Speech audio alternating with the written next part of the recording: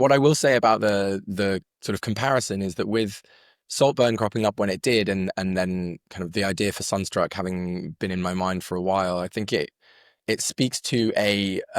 cultural and political moment that we're in, that these stories are getting traction again, and that people are wanting to tell them, and that people are interested in watching them or reading them. In that,